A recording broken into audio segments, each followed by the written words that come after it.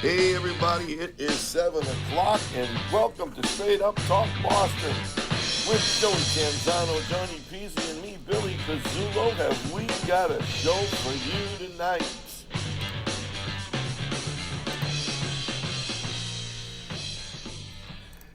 Hey everybody, welcome to Straight Up Talk Boston. Billy Pizzulo here at 7 o'clock. Every Monday night at 7 o'clock, we're here to entertain you. If you haven't subscribed to our podcast yet, please do that. We're on YouTube Live every Monday night, so hit that subscribe button. Follow us on Facebook. We got a great show for you tonight. We have a special guest tonight, Bob Mcglaughlin. And but before we start that, we're going to turn it over to Johnny and Joey and have a grand old time. Here's Johnny. Hey, everybody. First of all, thanks for joining in. We have a great show tonight. Now, originally, Joey and I were going to go back and forth on the big trial that's taken place in Plymouth, Massachusetts. As we all know, the Lindsay Clancy trial, and we both have different views. Of course, my view was always the best one. And the most favorable one. But I believe that she was a very, very sick girl and that she shouldn't go to prison for the rest of her life. And Joey thinks that Joseph. I think there's accountability that has to be, well, first of all, let me explain. The other day, Johnny was in the hospital, wired up, and I got him so aggravated, I think the heart monitor must went beep, beep, beep, beep, beep, beep. And you were getting a little flustered, I think, frustrated. A little bit. But my scenario that I posted, presented to Johnny is, okay, the woman is a sick woman. We all agree with that, right? Right. Okay. Andrea Yates was a very sick woman, right? Andrea Yates, the one who drowned the five girls. I know. Susan Smith, she drove her two little babies into a pond. She was not a sick woman. She wasn't? No, not at all. So now you're going to be normal to do that with your two babies? First of all, Joe, she did it because she had a boyfriend. Johnny, do you have to? Are you sane to do something like that? Yes or no? Is that sane behavior? You automatically think that somebody has to be sick.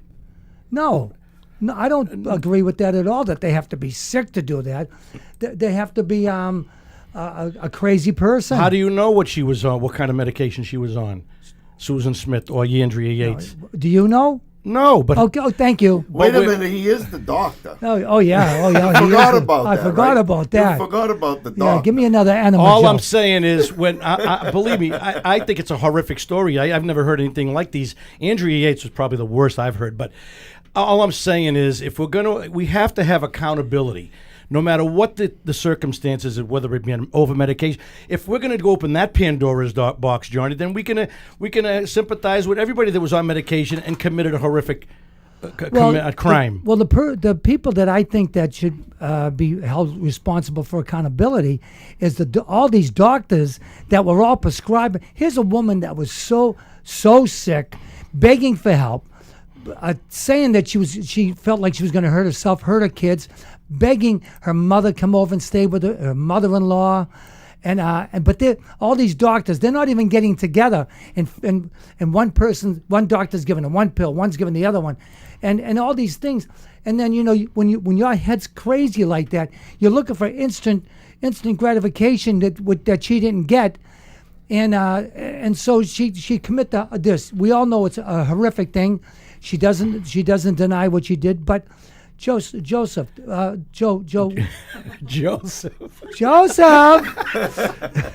but Joe. The thing is, she had postpartum depression. I understand that to the 20th degree. And millions of women have postpartum all over So are we going to sympathize and raise millions of dollars for every woman that suffers postpartum and kills their kids? You've got situations too where just not only postpartum. But when people, what's the thing they call when they the time of the month and they have, what do they call that? PMS. Yeah, thank you, PMS. We have people that have committed murder and have gotten away with murder because they got PMS. What about menopause? All of it. Yeah. I'm saying things that are natural in life, there still has to be accountability. Absolutely, Billy. You know what I mean? Do I agree with you about the doctors, holding the doctors accountable? Absolutely. But someone that drowns their kids, strangles their kids, shoot their kids, I don't care if they jump out a window and then claim because I was on medication. I think that they have to do whatever they have to do the time they have to. Okay, so you both agree that she should go to prison for the rest of her life. She's not capable of going to prison now because she's paraplegic. All right, paraplegic, right? Paraplegic. Well, waist down. Yeah, waist down is paraplegic, not Quadriplegic. Not quadriplegic would be neck down. All right, okay. Yeah, so she's paraplegic. So she's going to be in a hospital for the rest of her life. All right, and she's going to be, and they're going to still be. She's going to be in and they're still going to be medicating her for the rest of her life. So it's just it. I have a problem with the fact that she did the crime, she did the deed. Horrific. Now I said in times past that we've had this conversation. In the courtroom, they brought up the husband. Okay, in the 911 call, they said that he knew he said she's in the backyard. He never went in the backyard. He said, I think she tried to kill my kids. He hadn't gone in the house yet. So they're bringing all this stuff up.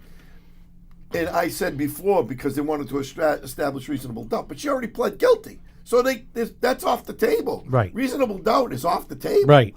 So now it's a matter of what part did this guy play, if any, at all? I want to know. Is this another one of your conspiracy theories? No. Billy? I want to know. Don't you want to know? Don't you care? I want to know. Of course, I want to. I care. What do you but mean by another conspiracy? oh, come on! Oh, the world is flat, and we never landed on the moon. All right, we're not and- going to get on the moon. Okay, thing. good, right, good. We've Thank already God. flown you to the moon. Yeah. But all I'm saying is, Johnny, is when I was talking the other day in Billy thinks it's even more nonsense. Bangs him to the moon, Joey. All I'm saying the other day when I was speaking and the nurse came up and said, hang up with that guy who was aggravating you. All I'm saying is that if we're going to open up this box, it's a tragic story. It's horrific. But if we're going to open up this box, that means we're going to have to sympathize with the people that were on medication that shot up a school or ate body parts like Jeffrey Dahmer. When does it stop, Johnny? Every time someone commits a horrific crime like this, another girl does it next week with her children, God forbid. Are we going to do the same thing, raise GoFundMe millions of dollars? When does it stop? That's my question to you. Well, that's why we have juries. That's why we have. And you think that they're... Well, personally, I don't think there's any way they're going to find her guilty. Well, Okay, then who did because it? all it takes. Where's she going to go? She'll go into an institution. All right, that's prison. And That's the same thing. Yeah, okay, right. And she could be there. She could be there 2 years, 5 years, 10 years, whatever it is. I mean, her life, first of all, is over to begin with. Let's face it. But I just think that postpartum depression. It's horrific. I can't. It's real. What's the word? Psychosis. Psychosis, okay. That's real. And I Mm-hmm. did research into that. A person suffering from psychosis could actually plan very intricate things. Like shooting up a school? Oh, I don't know. That's a psychotic person. Well, I think we're going apples and oranges. No, Johnny. All I'm saying is, if we're going to blame the medical community, which I do, we're going to have to blame it for every crime. When does it stop? I mean, every school shooter was on medication too. Do we blame those doctors too, and raise money for those shooters? Well, that's why we have juries, and that's why we have. But juries are they're brain dead. Juries, you think they're but intelligent people? That's the court system that we go by, Joe. Okay, so then who are the people that are raising money? Those are the same mentality as the jurors. If the jurors have that same mentality, then they'll just be walking people free. Well, I don't know, but I don't think they're going to be able to walk in anybody just free. Figure of speech. Yeah. But anyway, it's a conversation for the edges because I actually posted something about that and I got blasted by. But there's a lot of people that agree with me. When does it stop? You can't keep using that for an excuse every time someone. And that's where a jury comes in, and that's where the court. But I'm just saying, then you play that out in court. See, the problem with the judicial system is in the jury system. You sound like Johnny Cochran there for a second. Judicial system. Like Billy Bibbit. I was scatting there for a second, but seriously, the problem with the jury system is the same. The people that make up the jury of their own, it's a jury of your own peers, right? So because it's a jury of your own peers, you're dealing with people that are psychotic, people that are normal, and people that are they're off the deep end, and some of them are straight, but. That's the issue. So it's easy to get a mistrial. It's very easy to get a mistrial. All you need is one person to disagree, and you got a mistrial. But I'm looking right now. I'm looking at the crime, the crime in itself. Exactly. So when you're talking about like what Joey was saying, as far as the serial killers, the school shooters, and all that stuff, the medication that they're on, you can do this to the point where you're going to have to set all the whack jobs free. Yep. And put the real people, the normal people, in prison, because it's the only way you're going to keep them safe. That's what it's getting to. I know what Johnny means. It's a horrific. Look, the day that it happened 3 years ago, and they reported she jumped out and she was crippled. It was heartbreaking. I felt for the woman because obviously she's crippled. She just killed her 3 kids, but the crazy people are coming up with saying that he did the murders. I mean, come on. Well, those are crazy people. All right, thank you. Finally, we agree. Yay! And on that note, ladies and gentlemen, that's a great note to end. This is another. Well, we'll probably talk about this at another time because I think the jury are they deliberate now? Did they go out to deliberate today? Actually, yeah. So after we maybe next Monday we'll have another conversation about this. It's great to agree and disagree and that's what makes a podcast. But on another note, we have here tonight, ladies and gentlemen, I'm so excited. We have the foremost authority on a place called Pleasure Island. It was in Wakefield, Mass. Now, some of you out there may not remember it. Maybe you were too young. Some of you out there went there. I know as a kid growing up in East Boston, the only time I ever left East Boston was to go to Pleasure Island, and it was quite an experience. And we have the foremost authority. Bob Mcglaughlin's here. He has done TV shows about this. He's done radio. He's written 2 books.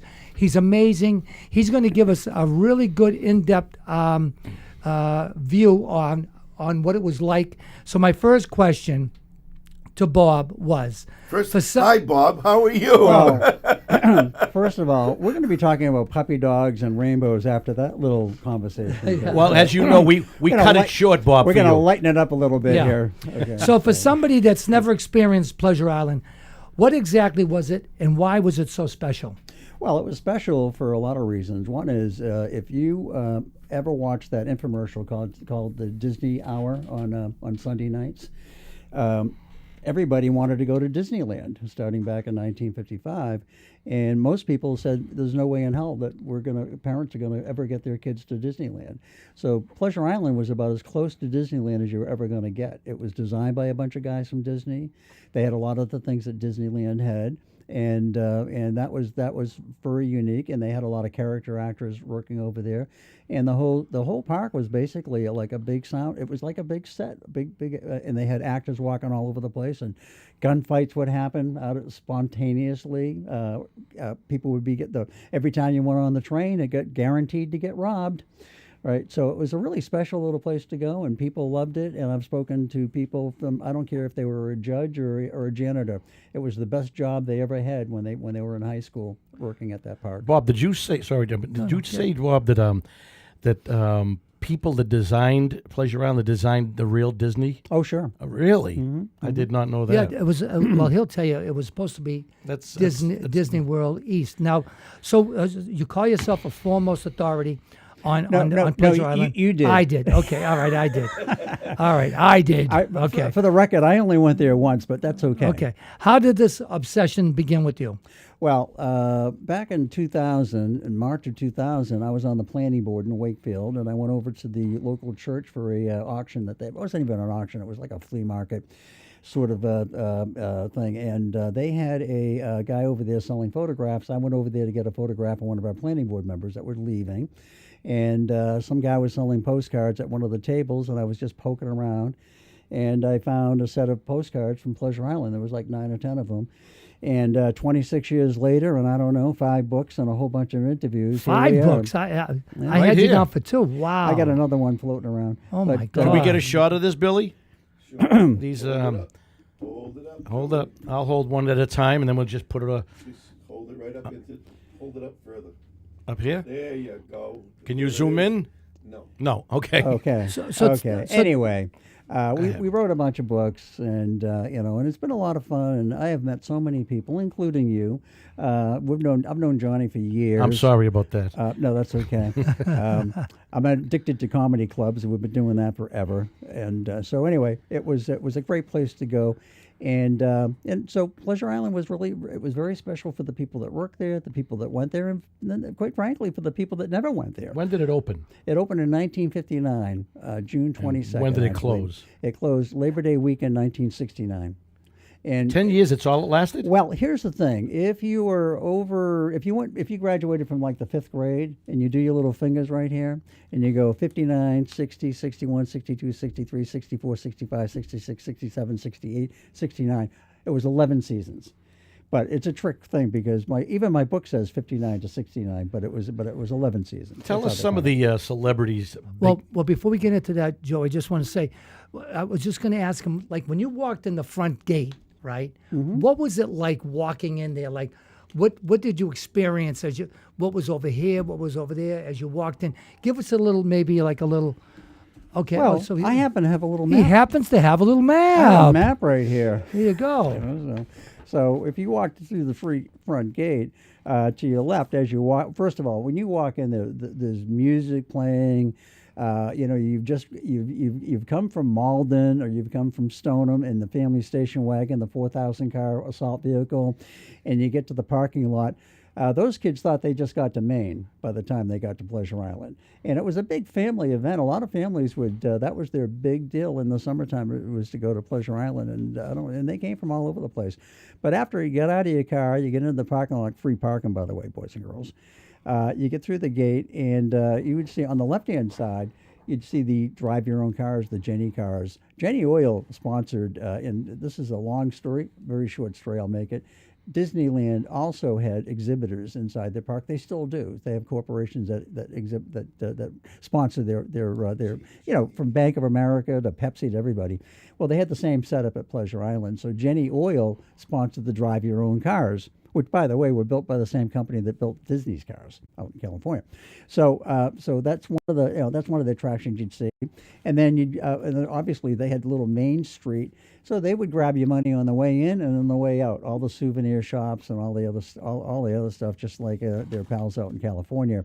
But boy, that park was themed out into two big sections. One was Clipper Cove, which was basically a New England fishing village from the late 1800s.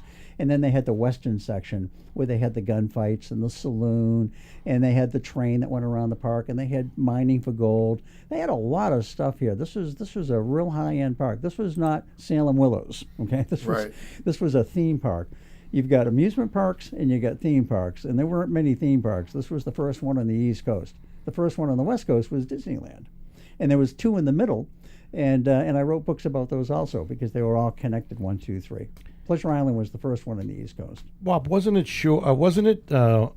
it true that Revere Wonderland Park was considered almost like a Disney East Coast Disney? Remember Wonderland? I was too young to remember that also. I've never heard that. I mean, that was an amazing. There's a great YouTube on that park. That was an amazing park that was built over there. But these were that was before your time too, right? They're slightly. I didn't have a goat that I walked to school with, but it was a very long time ago. But Pleasure Island was that was high tech, by the way. Okay, so they had. And, of course, the elephant in the room. Are you going to ask me about Moby? Well, we will. Okay, we'll get to Joey wants to know about celebrities that Yes. performed there. He's very, very curious about that. Some of the celebrities, or the biggest celebrities that you know of. Well, it's funny because Pleasure Island, when it opened up, it was set up with all in-house talent. They had they went over to I forget the school in Boston. It was an acting school that they got a lot of these people from. They had a director. They brought in Apollo Dukakis's cousin. Oh no, Apollo Dukakis's his cousin was what was the actress name? Dukakis? Olympia. Yeah, they were brothers and sisters. Okay, so Olympia was. They all went to the same acting school. right, in Boston. So they got a lot of these guys out of that school that played at Pleasure Island as characters. And some of them went on to go out to California and starred. Linda Lavin worked with these guys. Okay, so anyway, they started in '59. They had their own in-house characters, all their own actors. At the saloon that Pleasure Island had, it was like the Golden Nugget Saloon that they have at the Disney parks. Same setup, and they had the can shows and stuff like that. They had professional actors in that place. So that was really crazy, just for that first year. And then the second year, after Pleasure Island, jumped ahead a little bit, went bankrupt after the first season.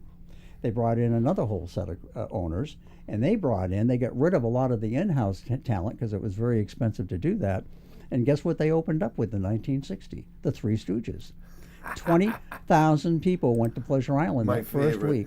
They were there for a whole week. Could you imagine that? 20,000 people went to see those guys that Johnny doesn't like. No, I didn't say didn't like. I wasn't a big fan of the. I thought it was a little bit too violent. They came violent. A hammer across the head is not violent. Johnny, can I just say something just to shut him up as usual? You had an era of supposed violence by the Three Stooges, but you never had more violence as you have today. So there wasn't any violence in the school shootings in those days when the Stooges were so supposedly banned. I mean, yeah, they weren't non-violent. I mean, it was, but was the world a better place back then? No, but you got 6-year-old, 7-year-old kids watching the Three Stooges. And how many of them became serial killers? Whoa. Did you ever watch a John Wayne movie? Well, I don't know there. Yeah, I bet you did, Bill Grub. I bet you did. And you're going to tell me about violence. Come on. You could talk but about you would any... sit through I would sit through every John Wayne movie, and I never thought of it as violence. I thought of it as action. Well, the bottom line is Johnny has... How old when you were watching these movies, Billy?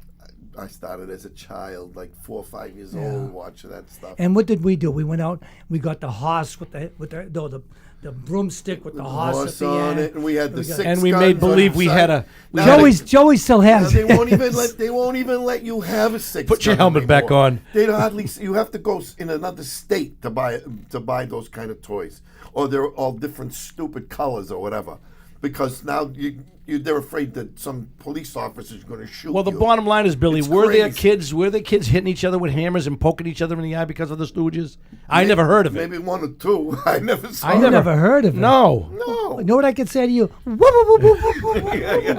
Cut it out. Cut it out. If you want to, hey guys, if you want to talk about violence, so they opened up the park in 1960, and they brought in a lot of characters, a lot of actors, radio, TV stars. Obviously, Rex Trailer. We can talk about him in a couple of minutes. Love him. But the following year, 1961, if you want to talk about violence, they brought in Chuck Connors.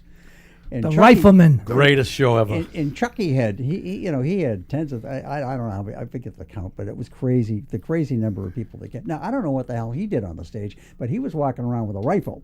He walked around with his rifle. I don't with think the you loop can. rifle. Could you imagine going down to Disney World and you got a guy up on the stage walking around with a rifle? They still did. They did though. The Disney World still had that kind of stuff for the longest time. Well, now all of a sudden, And the society wasn't going out shooting it's people. Taboo now. No. That's my point. It's not the entertainment that was the Wild West problem. show where they would shoot somebody and he'd fall off the roof into the and underneath they had a pad with the dirt on top. You couldn't tell it was there.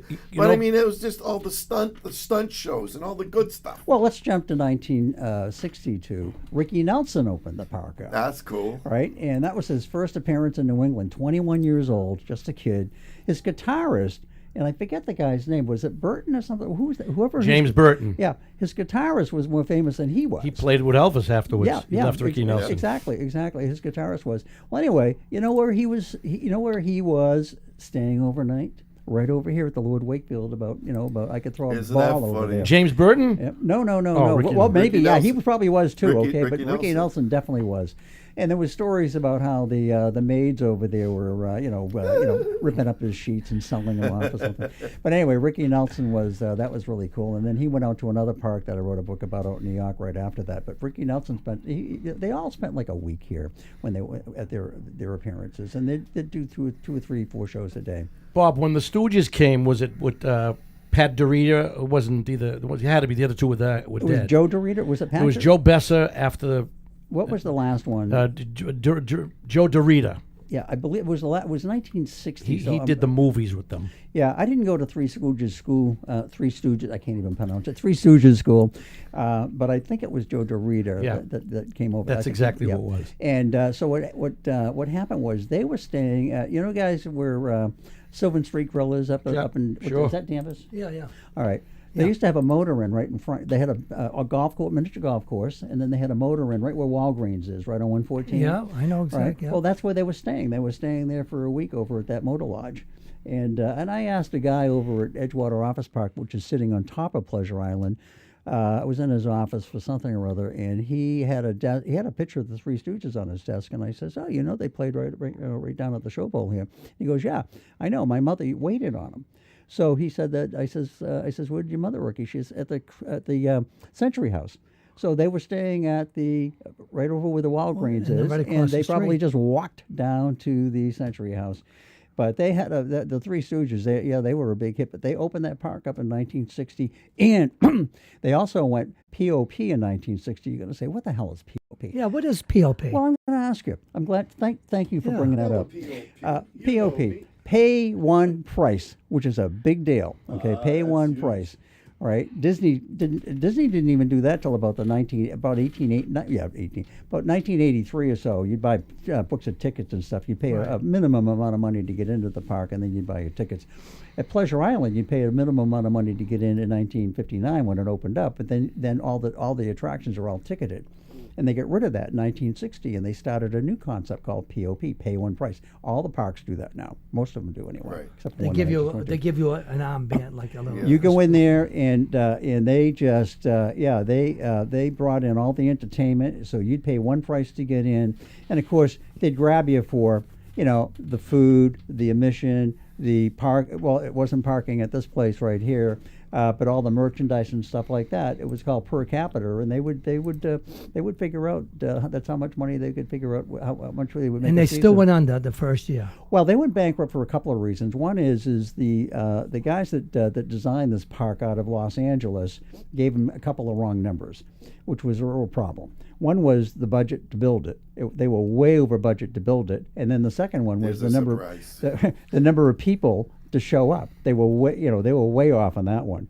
They needed 750,000 basically to break even, right? They were announcing in the papers when this park was being built that 1.2 million were going to show up. That's kind of what they hoped. Well, they got about 380,000 that first season. They just the numbers didn't work, and they went bankrupt. And on top of everything else, they had the wettest season since 1927. The whole Northeast was trash. That's something that makes me crazy. Is you put all that money into something like Right. that, and it's completely seasonal, and you're at the mercy of the weather. Right. Without a doubt. So You know, that's huge to be able to be successful. How about these guys? Just went to this park this weekend out in Pennsylvania, Uh-huh. and we ran into that same thing because it was supposed to. We lucked out. It's called Knoebels. They had a 100th anniversary, and we ran into the same thing because I thought we were going to get rained out. Okay, because they were announcing rain, but it just didn't rain. So you really don't know. You're right. It's a very seasonal thing. It's a tough business. But anyway, they made it into that 1960 season. Pleasure Island was one of the third top grossing parks in the entire country. Disneyland, Pacific Ocean Park, Pleasure Island. That's how it ran. Wow. They were really making. They did real well. Why did they close, Bob? Well, it's kind of a short. Well, they went through 4 different owners in 11 seasons, and the first guys went bankrupt. The second guys wanted to build a 5,000 seat ice skating arena over at Pleasure Island, and to get 12 months out of the whole season over there. They wanted to get income coming 12 months out of the year. Town of Wakefield wouldn't upgrade the water and the sewer lines over there. No. Yep. Another shock. Yep. And so those guys got out of it. They were in there for 4 seasons. They got out of it, and they bought the Boston Garden and the hotel next door to it. So they brought The in Hotel Madison. The Hotel Madison. and they brought the ice capades and the ice follies. Well, and the circus oh. and every other thing. That tie. If I ever get to Freedom Land, we can talk about that one because that's a real interesting story. Anyway, then they sold it to the guys that were bringing in all the talent from 1960 on. They were professional bookers out of Boston. They brought those guys in, and those guys they leased the park in 1964, and then they bought it in 1965. They knew nothing about the amusement park business. And one of the first things they do, like Six Flags does it, they all do it, is usually they add a couple of attractions every year.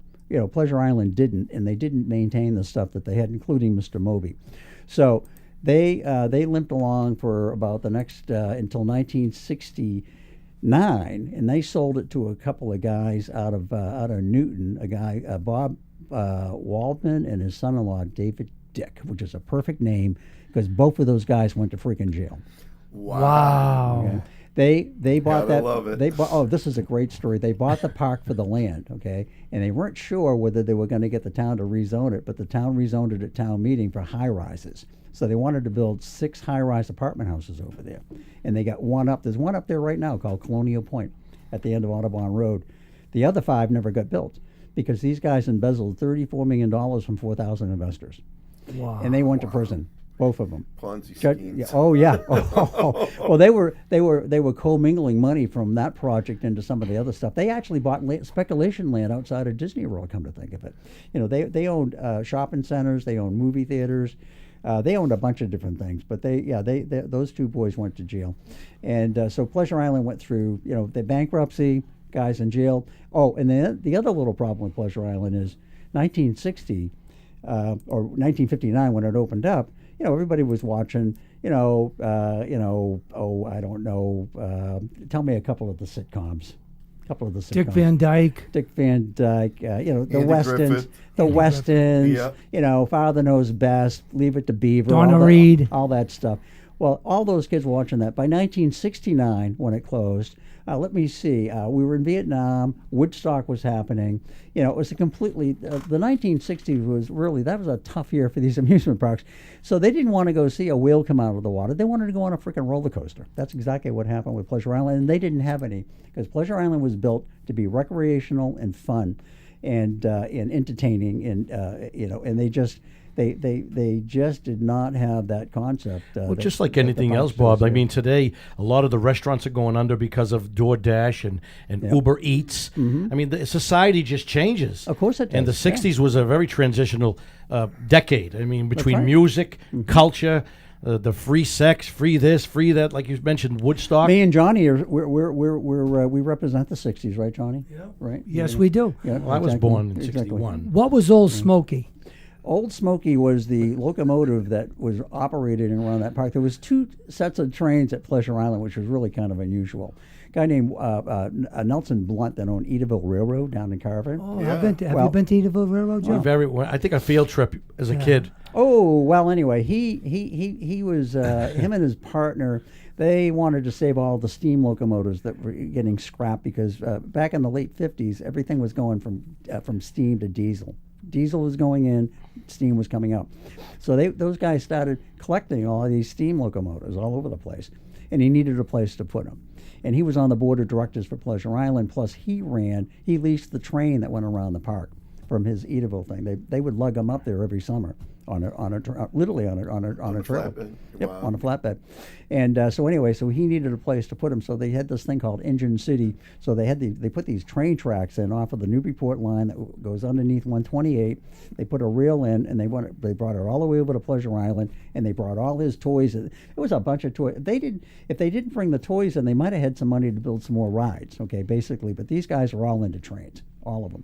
So they brought the big trains in, and Edaville ran the steam engine around, and that was Old Smoky, and that's up at the Wiscasset Railroad Museum up in Maine right now. You can still ride on that same locomotive that went around Pleasure Island is up there. Isn't it funny, Bob, that every time a culture changes, it has to be a tragedy. Like John F. Kennedy being assassinated. Changed the whole world. Of course it did. You know, and then the Beatles happened to just come at the right time. Mm-hmm. I mean, the country was in a disaster, and then all of a sudden, you know, the Beatles picked. You know, that's what I watched documentaries, and when every time COVID changed the whole world, it's always a tragedy or some kind of, you know, transition that's caused by something. 9/11. 9/11 again. Boy, I'll tell you, Johnny, if it wasn't for you, if we didn't have a lady in this room tonight, I would crucify you tonight, because he's setting me up good, Bob, with some jokes for him. Now, what attraction was most frightening to children? Well, you know, they were frightening. They didn't have the scary, some of the scary, crazy, you know, some of the even the dock rides were really fun. They had 2 dock rides, which you wouldn't get at Canopy Lake. They didn't have them at Canopy Lake at that time. They certainly didn't have them at Salem Willows, but they had them at Pleasure Island, and they had 2 dock rides that you'd sit in a little car and you'd go through, or a boat actually, at the wreck of the Hesperus, and you're going through scenes and sounds and smell. I mean, well, maybe not the smells, but definitely the all the activity that was going on those dock rides. They had 2 of those, and that was kind of fun, but it wasn't really scary. And they also had, they called it the Magnetic House, the Tilt House. There was a bunch of different names, Slanty Shanty, but basically it was a tilt house. And you walk into that thing, and you swear to God, I get home movies of kids that come out of that. They look like they just had a 6-pack of beer, right? Because it was an optical illusion, but it was very, very fun, very cheap to build. That'd be great for Vertigo. But totally. And so anyway, so they had they were really and again, they were very, very high tech over there for 1959. Now I during the research, Duke Ellington and Nina Simone both played at Pleasure Island. They had the Jazz Festival in 1960. Remember they had that little problem down in Newport where they had the riot? Yeah. Well, anyway, so they brought that. Just about everybody that was down in Newport played at Pleasure Island. George Weiss, I believe his name was. He was the promoter for that whole all those jazz festivals down there. So he brought them all up to Pleasure Island. They had something, again, that number pops up. I think it was either 12,000 or 20,000 people, but they had it for a whole weekend over there. And they brought in Ellington, you're right, Nina Simone. They had Krupa, the drummer. Gene Krupa. Gene Krupa. Gene Right. Krupa. Yep. Yeah, they had a whole bunch of them, and so they opened that park up, and boy, I'll tell you, that was crazy. And of course, the Wakefield Police Department was going nuts. How are we going to be able to, how are we going to do this? But they did it, and they didn't have any problems. And It's just amazing with some of the crowds that they have, and they still couldn't make money to run the place. Well, that was 1960, and that's when they were actually making money. 59 was a problem, but it was more of a problem because they had to build this thing. If you can imagine, they went into a swamp. They started with a swamp, and they had to, and they were designing this in Los Angeles. So they were sending aerial. I've got the aerial photographs, some of them, and they were flying aerial photographs out to Los Angeles. These guys were designing and building it as they were going, and they started with an opening day. They started pushing dirt around in October of 1958, and their goal was to get that thing open on June 22nd. And One year. Wow. They had to build through the winter in a swamp with all that mud out there, and the wettest spring that we've had, in decades. It was really tough. They're trying to paint a building when it's raining out, so they had a lot of problems over there. Was there an original owner of the land before they took over to create Pleasure Island? I'm glad. Did I set you up for that one? That was a great question. Thank you. You're welcome. He's actually doing it. We're going to keep him around for a while. See, tell him that. Yeah. Johnny, will you leave him alone? He intimidates me. He's a bully. Don't be such Every a, week. You bad boy. You. Actually, Cabot Cabinet, I'm glad you brought that up. Cabot Cabinet and Forbes. Ever hear of those guys? Oh, sure. All right. They're building, believe it or not, CCNF. in Wakefield, they just built 445 apartments right on Lake Quannapowitt. All right. It used to be the American Mutual building. They knocked it down. That's Cabot Cabinet and Forbes. Oh, my goodness. Well, Cabot Cabinet and Forbes was there's 3 players with Pleasure Island, which I forgot to tell you. Cabot Cabinet and Forbes was one of them because they owned the land, and they owned the construction company that built Pleasure Island. The third, that was one player.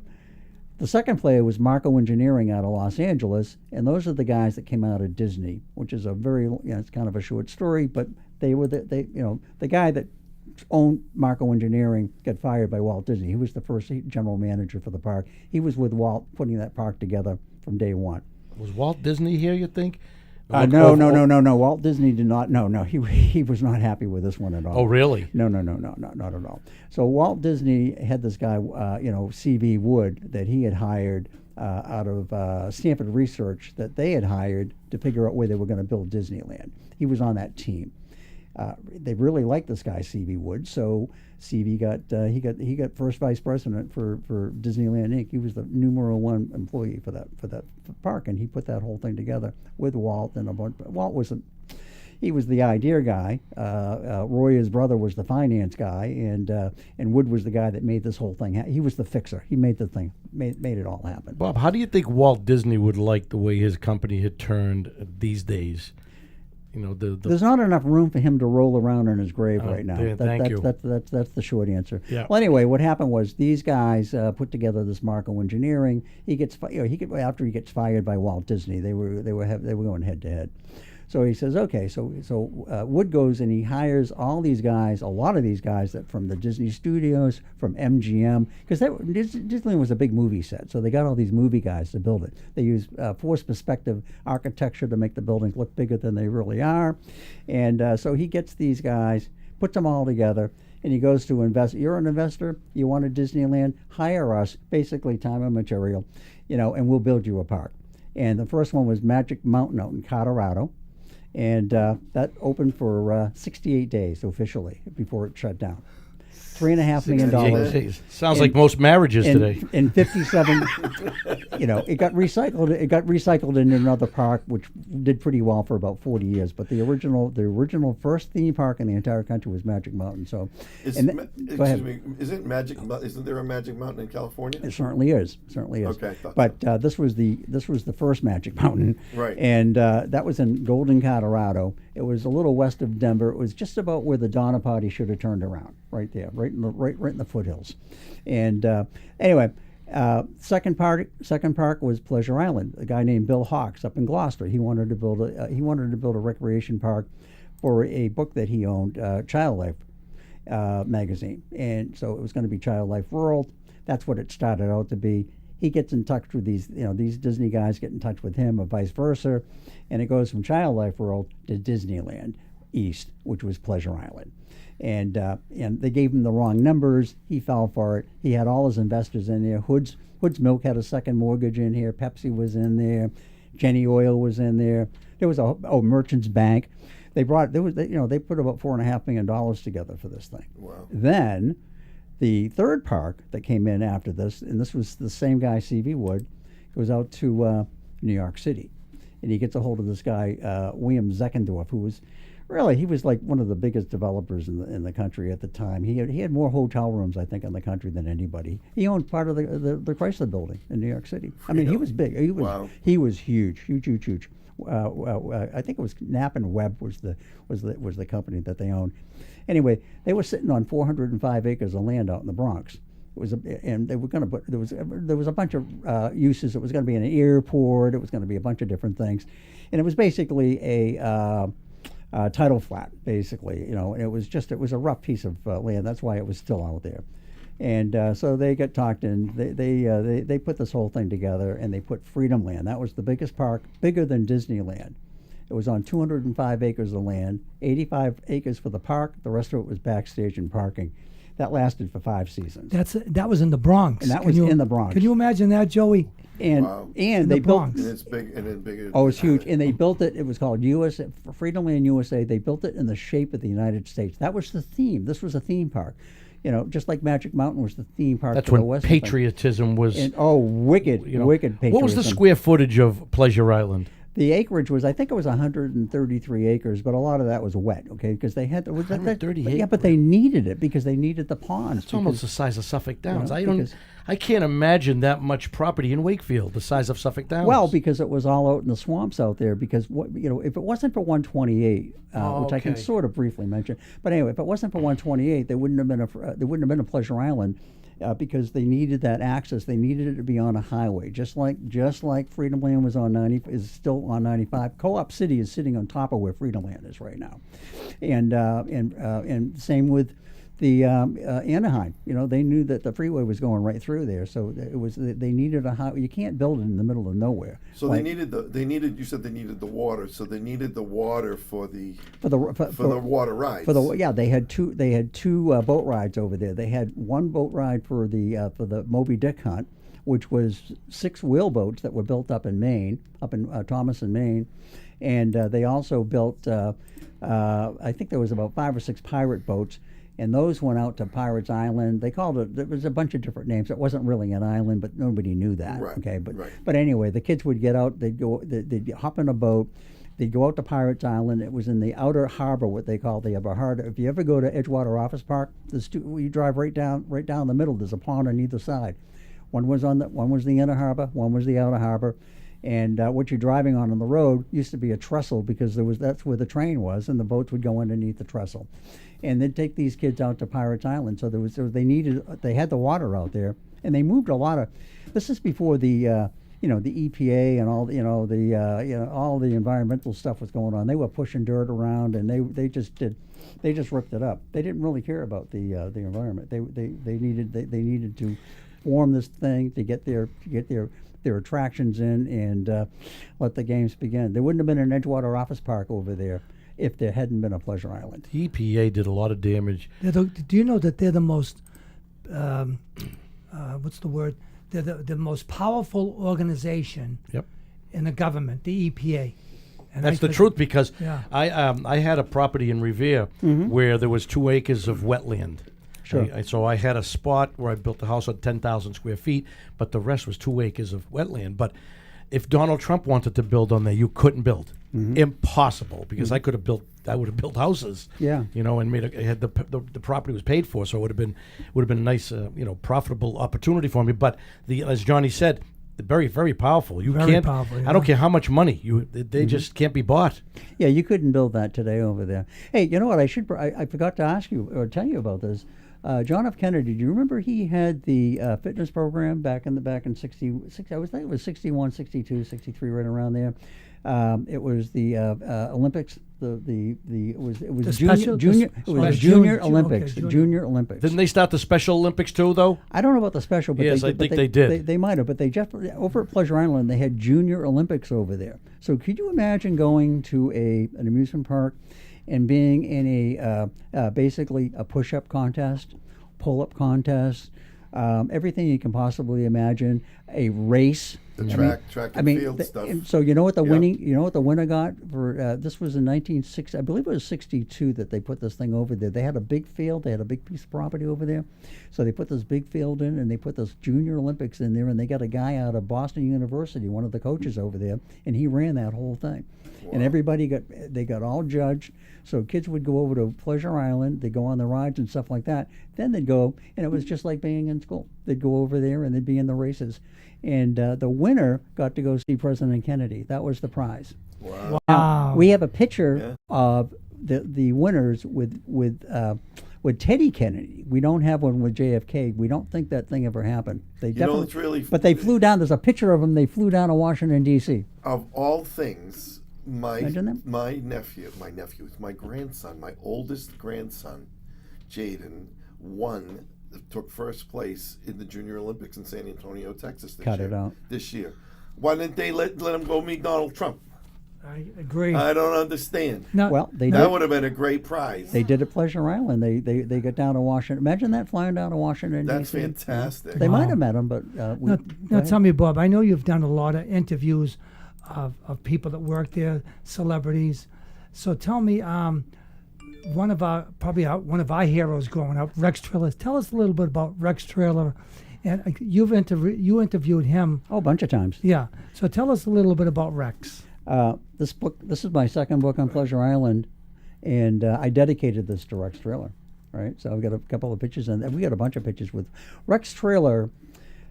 He came. He was very early on with Pleasure Island. He performed over there quite a bit, but he had a big relationship with Wakefield anyway, because they used to do the 4th of July parades here, right? So, and Rex would land with his helicopter in Wakefield, and pick up a couple of the characters that worked at Pleasure Island to take them on one of his shows.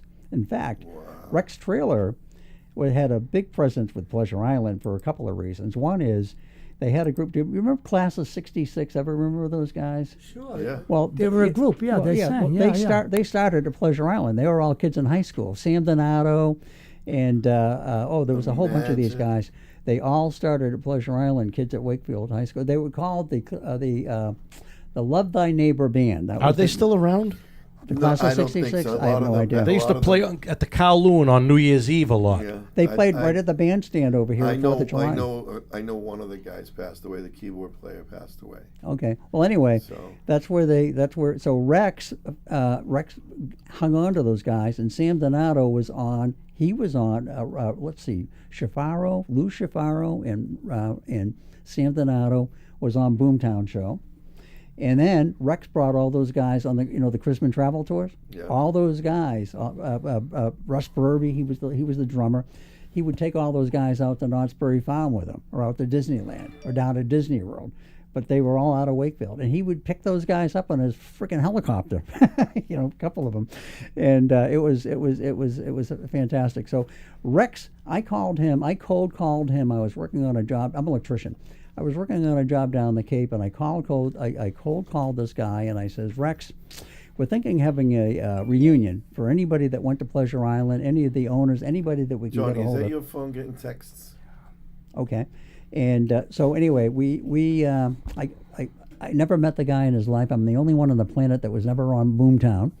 And Rex answered the phone. I says, Rex, we're going to put this thing together at the Civic Center in Wakefield. We're going to rent the thing for the whole weekend. It was in November of 2022, I believe. 2002. I'm sorry. And he says, I'm in, and I'm going to get Billy. And Billy was from Wakefield. His little sidekick was from Wakefield. Yeah. Pablo? Pablo was the first one. Pablo was gone. I think Pablo was the first one. He was Billy the was first the one. second one. Yep. So Billy was from Wakefield. So he says, I'm going to get Billy. Billy was living down, and I think he still does. He was living down the Cape, a financial advisor or something like that. Right. So we got both of those guys to come in, and we had this big reunion, and we rented the Civic Center. I got a big mega screen.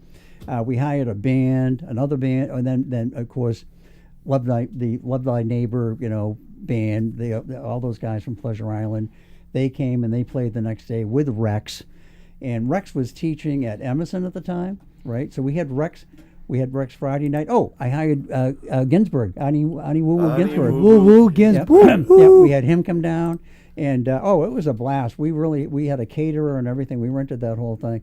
Cost me and a friend of mine. We basically funded that whole thing. Okay, we knew it was going to be a one-shot deal. We put a museum together. I hired a curator from the museum, and we have a whole bunch of stuff. I have got so much stuff on Pleasure Island. It's ridiculous. Was that inside or outside in the museum? It was indoors. All The indoors. whole thing was indoors. It Civic was Center, in yeah. November. Yeah, it was in November. But Rex was a sweetheart. So I ended up doing some stuff with Rex. He, when he would do his appearances, I would come with him, right? And I'd do a little Pleasure Island thing, and Rex would do his little Rex thing. And we did that right up until he died. He had an acting school in Waltham, didn't he? He had a TV studio. He had his TV studio, his production studio. So he taught at Emerson, plus he had his production studio. And he was doing, he did a lot of things. Now, how did he teach acting, Bobby? He wasn't an actor, was he? He was, you know what it was?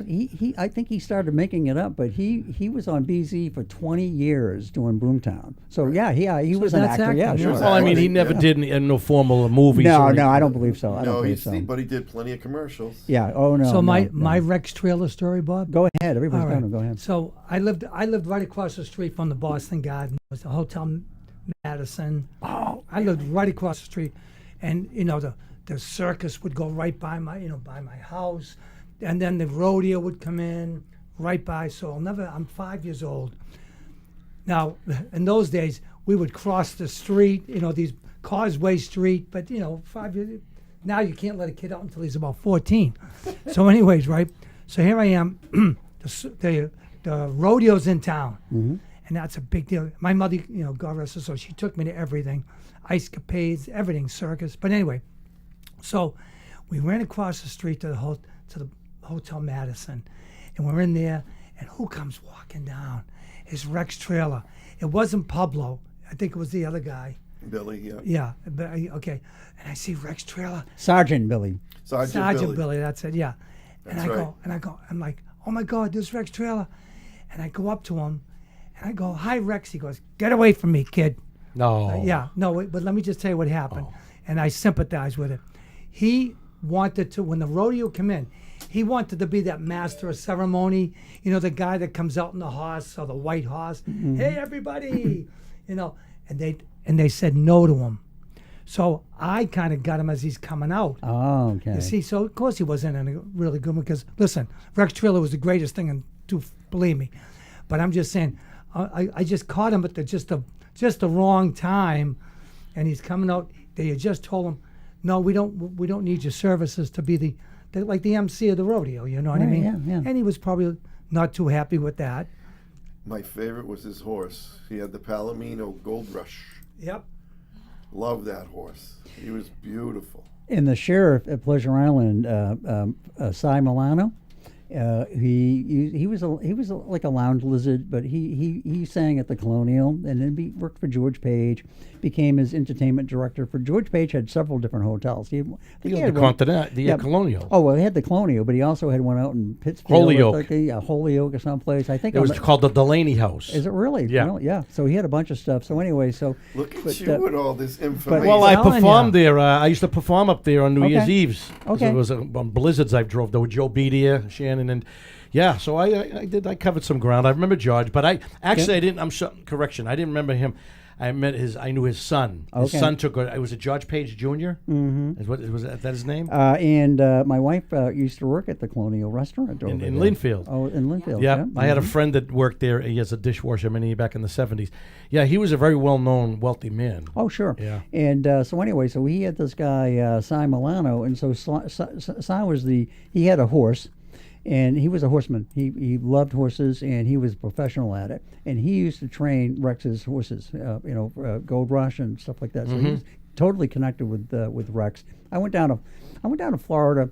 You know what? This little excursion and this little book thing here for the last 26 years have got me all over the country. I was in Colorado Amazing. over a dozen times. How did you California. get this kind of knowledge? I mean, was you fascinated with it? You just sunk yourself into it? I'll be honest with you. I'm an electrician with dyslexia, so I really don't know how I remember any of this stuff. Be honest. with Dyslexia. you. That's a minor case we got over here. I know we got all sorts of stuff going on here, kids. So here's but I can tell you, I have never really read a book, but I wrote 5 of these because I like picture books, and that's the only kind of books. John, I know you want to say something, but I want to ask Yeah, before no, I forget. Yeah, okay. The dyslexia thing is that having to do with, is that in the same family as ADD or ADHD? I have no idea. All I know is I flunked school all the way through, but I went to Lynn Trade, so needless to say, no, I don't have a degree in history or anything. Yeah. I just found it unique that these parks got built across the country, and nobody ever put it together. The only reason I did was because I was coming across Pleasure Island, and we came across all this Well, stuff. I wish we could zoom in on all these That's okay. all That's these all right. books you have here. If Bob holds them up, he can see them clearly. Okay. Because every time that he's done Show it, each one of them, Bob. Okay, Magic so Mountain. we'll do it in the order they were built.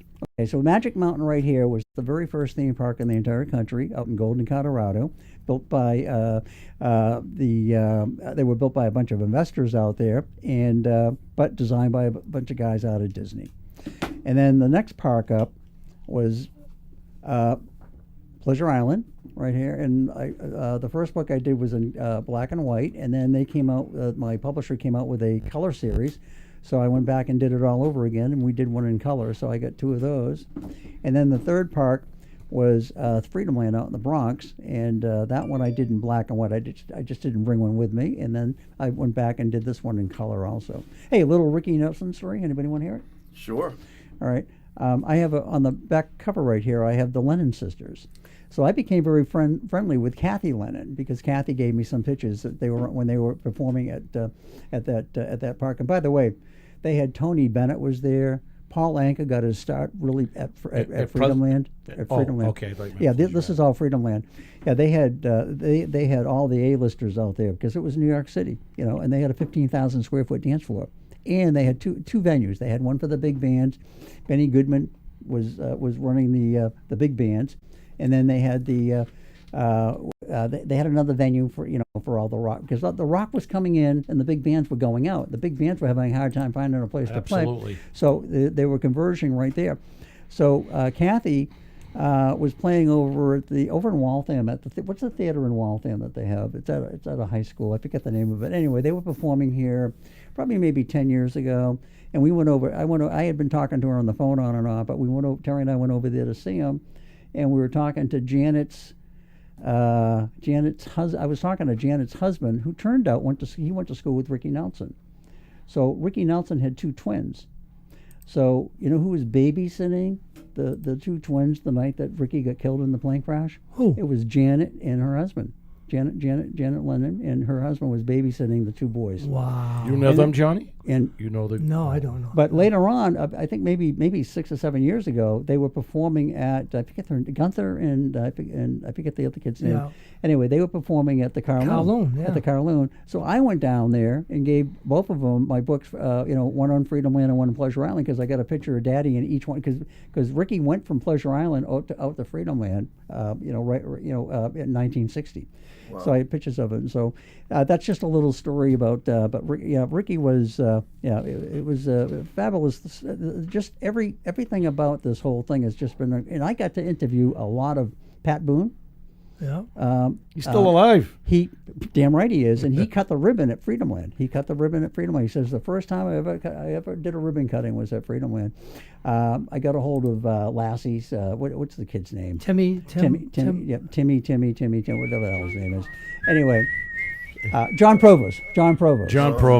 Yep. That's exactly. I got a hold of him. I just cold called all these people. Hey, you know what? I got a picture of you in my book. You were at Freedom Land. The kid probably didn't even remember it, because they were just pushing these kids all over the country in these parks, something. But we had a lot of entertainers. So we're pretty much. First of all, guys, has this been a great, Fascinating stuff. Fascinating. Now, so the last question I'm going to ask you, because we're going over. Bob, you've spent 25 years keeping the memory of Pleasure Island alive. Why do you think Pleasure Island still means so much to so many people? Because because it was a big impact on their lives as children, and I have interviewed so many people, and they just love this place. There's not a week or two that go by that I don't get an email or a phone call from somebody, that either. Matter of fact, I did walking tours over there for 20 years. Talking about basically what we're doing right now, but it was like taking the classroom right out into the field over to Edgewater Office Park. Did it for 20 years, twice a year, all for free. By the way, I've given not a good business plan, but screw it, I'm an electrician. We just retired. I gave 3,000 of these books away, right? So so for people for fundraisers. We've done. I was just going to ask you, where can they get the books? They are. I would go start with eBay. All right, start with eBay. Amazon, maybe, and then definitely Amazon. Arcadia Publishing. That's the publisher. But I'll come to Water Street.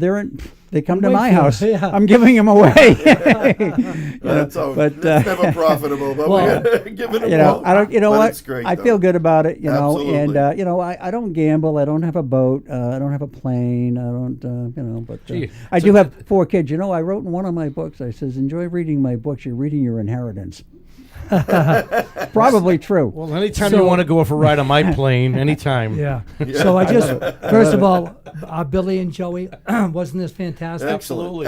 We It was fun. great. Very Had a great informative time. stuff. Thank you so much for coming in, Bob. Well, thank you and for I asking me. kind of the last minute come in. It was and this absolutely was great. Fantastic. So It's the best informative. kind. Thank you very Bringing much. back And memories. thank you, Terry. I hope it wasn't too painful for you. She's heard this story so many times, But- but she's going to go hang herself right outside. Johnny, you should take Terry out for dinner, because if she wasn't here, you would have been destroyed. Anyway, take it home, Billy. All right, you guys. Thank you, Bob. We're Oh, going you're welcome, for it. guys. Thank you. Oh my goodness! So many times we go through this. So But anyway, we love you guys. We appreciate you. If you haven't subscribed to our podcast, please look it up. Straight Up Talk Boston on YouTube. We're also on Facebook. Subscribe on YouTube and follow us on Facebook. We love you. Don't forget to get Bob's books. Look on eBay and look on Amazon. We love you. God bless you. Straight Up Talk Boston. We're out.